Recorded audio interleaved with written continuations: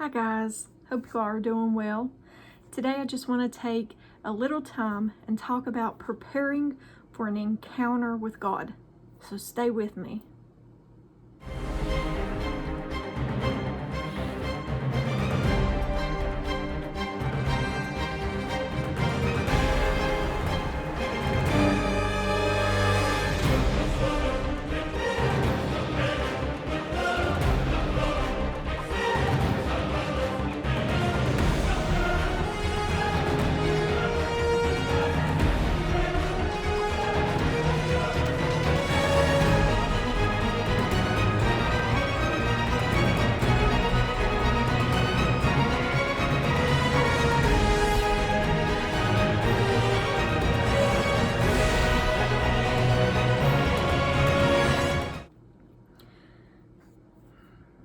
Most gracious and precious Heavenly Father, I thank you, Lord, for each day that you give me to help me grow and receive a closer relationship with you. Help me, dear Lord, to recognize even small encounters with you, because nothing else is important to me besides my relationship with you. In Jesus' holy and precious name I pray. Amen. After a person encounters God, they should be changed. This very presence should produce a fundamental transformation in the life of the one who has met with him.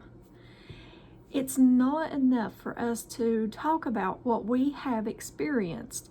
We should be living it out. This is what he expects from us.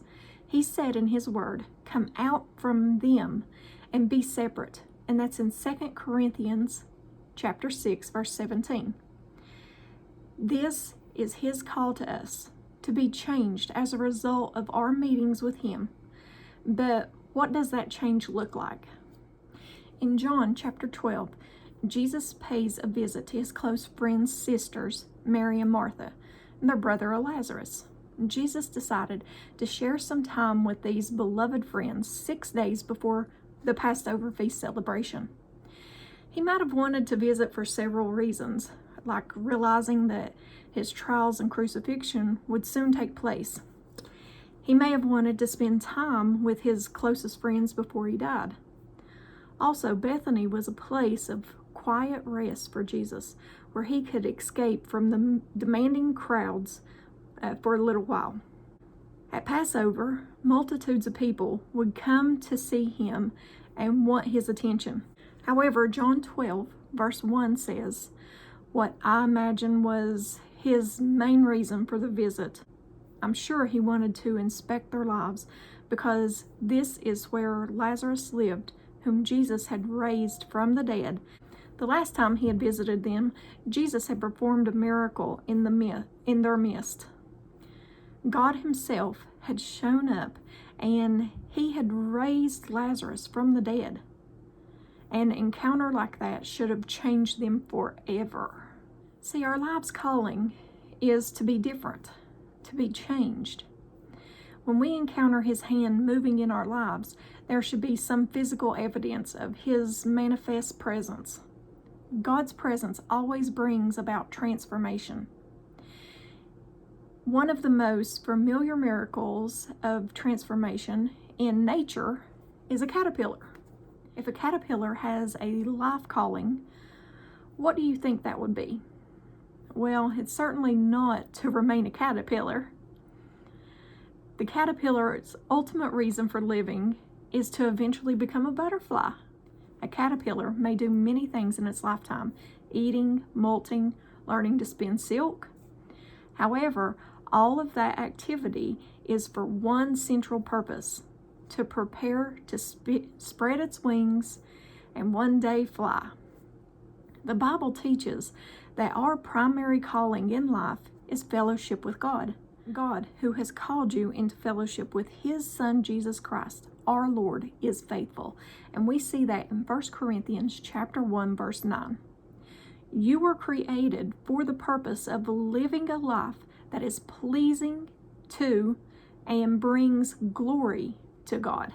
Therefore, nothing, not one thing that you do that is not in line with that mission will bring you satisfaction, fulfillment, or freedom in this life.